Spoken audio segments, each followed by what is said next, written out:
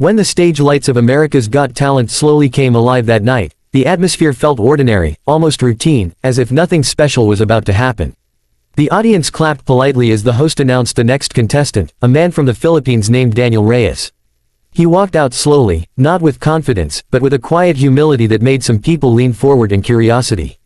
Daniel wasn't young, wasn't flashy, and didn't look like someone who had come to conquer a massive American stage. His suit looked slightly worn, his shoes carefully polished but old, and his hands trembled as he waved shyly to the crowd. From the judges' table, Simon Cowell raised an eyebrow, clearly skeptical.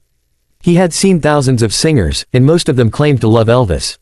Most of them failed. Daniel introduced himself in a soft accent, explaining that he worked as a ferry maintenance worker back home in Cebu.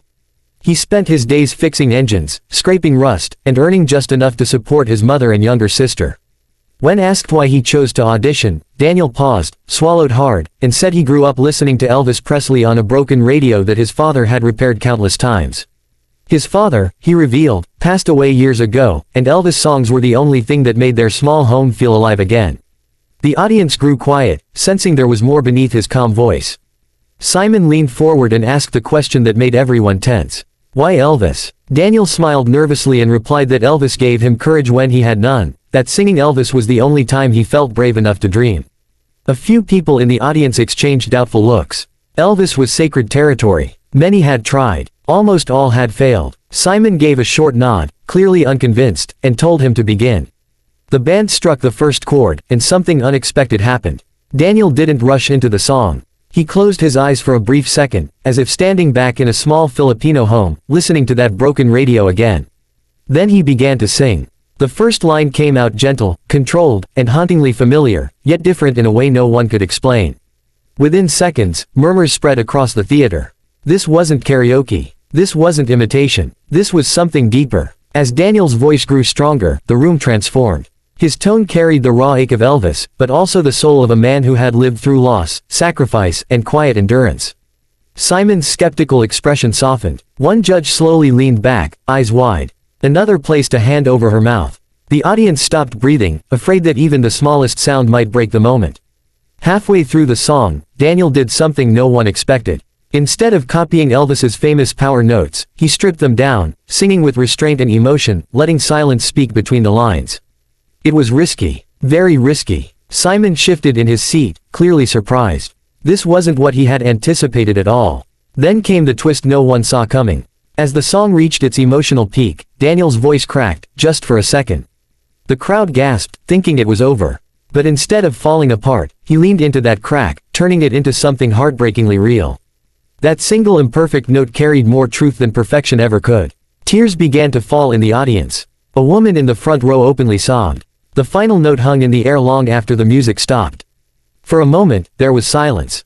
Pure, stunned silence. Then the theater erupted. People jumped to their feet, clapping, shouting, crying. Daniel stood frozen, eyes wide, as if he couldn't believe what was happening. He bowed his head, overwhelmed. Simon Cowell didn't clap at first. He just stared. Then, slowly, he stood up. The crowd screamed louder. Simon waited for silence and then spoke words no one expected to hear. He said he had heard Elvis songs his entire life, but he had never heard one sung with such honesty. He admitted that he had judged Daniel the moment he walked on stage and that he was completely wrong. The audience exploded again, but the night wasn't finished with surprises. One judge asked Daniel if there was anything else he wanted to say. Daniel hesitated, then shared the truth he had been holding back. He revealed that his mother was sick and that this audition wasn't just a dream, it was a last hope. If he didn't succeed, he would return home and continue working, singing only in his heart.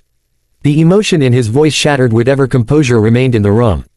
That's when the biggest twist of the night happened. One of the judges reached for the golden buzzer. The sound echoed like thunder. Gold confetti rained down as Daniel dropped to his knees, sobbing uncontrollably. The audience screamed, the judges stood, and Simon simply shook his head in disbelief, smiling softly. As Daniel looked up through tears, he didn't see fame or victory. He saw his father's memory, his mother's face, and a future he never dared to imagine. That performance didn't just honor Elvis. It reminded America that music isn't about perfection, accents, or appearances. It's about truth. In the days that followed, the clip went viral. Millions watched. Comments poured in from people who said they cried, who said they remembered their own fathers, their own struggles, their own dreams. Daniel Reyes became more than a contestant. He became a symbol of quiet hope, proof that sometimes the most powerful voices come from the most unexpected places. And as the world kept replaying that moment, one thing became clear.